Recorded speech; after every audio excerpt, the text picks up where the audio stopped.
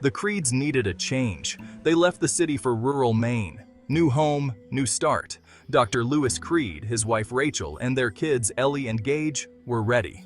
Their new house seemed perfect, but something felt off. Behind the house, a path led into the woods. The kids called it the pet cemetery. Judd Crandall, their old neighbor, warned them, "Stay away from that place." He told them about the Micmac burial ground. It was ancient and powerful. But warnings are hard to heed, especially when grief comes knocking.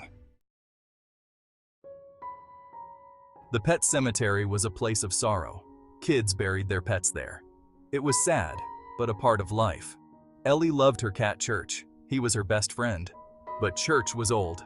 One day, he didn't wake up. Ellie was heartbroken. Lewis didn't know what to do. He wanted to protect his little girl from the pain of death. Judd told Lewis about the ancient burial ground, the one beyond the pet cemetery, a place where the dead could return. Lewis was skeptical, but desperate. He buried Church in the ancient ground.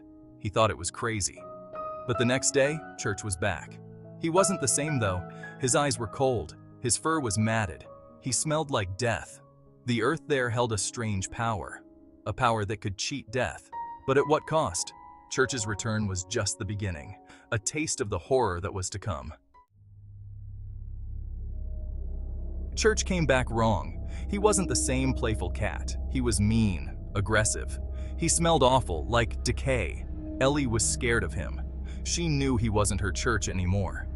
Lewis knew he shouldn't have buried Church in that ancient ground. It was a mistake. He should have listened to Judd, but it was too late now. The evil was already there, lurking in the shadows, waiting for its moment. The air grew colder around Church.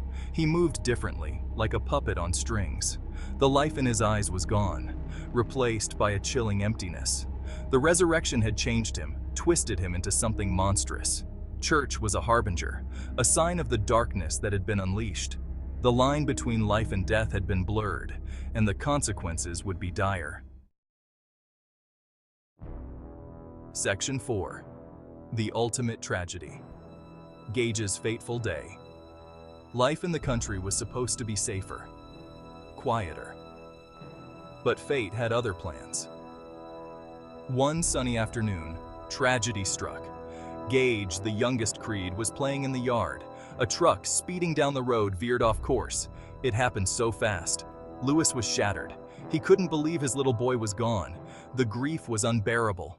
He thought about the burial ground, the power it held. He knew it was wrong, but he was desperate. He wanted his son back. The ancient burial ground called to him. It whispered promises of reunion. It tempted him with the impossible. But deep down, Lewis knew the price would be too high. He was playing with forces he didn't understand. The smell of damp earth filled the air as Lewis dug into the ancient ground. His hands were raw, his heart heavy with grief and a twisted sense of hope.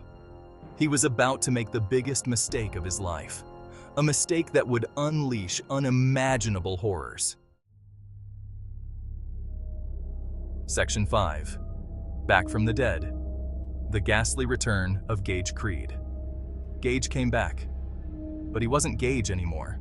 He was a monster, twisted and evil. The innocence of childhood, gone, replaced by something dark and sinister. He was a shadow of his former self. The burial ground didn't just return life, it returned something else, something evil. Gage was proof. He wasn't the sweet little boy anymore. He was a nightmare come true. The townsfolk knew. They had warned Lewis. The burial ground was a curse. It promised life, but delivered death in its most horrific form. Gage was a weapon now, an instrument of the ancient evil. Gage's eyes, once filled with laughter, were now vacant. They burned with an unholy light. His laughter was replaced by a chilling silence. He was a puppet, controlled by the dark forces of the burial ground. Section 6. Consumed by grief. Lewis's descent into madness. Lewis had made a terrible mistake. He knew it now. He had unleashed something evil, something he couldn't control. He had to stop it, even if it meant destroying what came back. He had to stop Rachel and Ellie. They didn't understand. They were in danger. The burial ground had a hold on them, It whispered promises of loved ones returned. But it was all a lie. The line between life and death was gone, blurred by grief and madness. Louis was lost, consumed by the darkness he had unleashed. He was a danger to everyone, especially those he loved. In the end, the burial ground claimed them all. It was a reminder. Some lines should never be crossed. Death was a part of life. Trying to cheat it only brought more pain, more darkness, more death.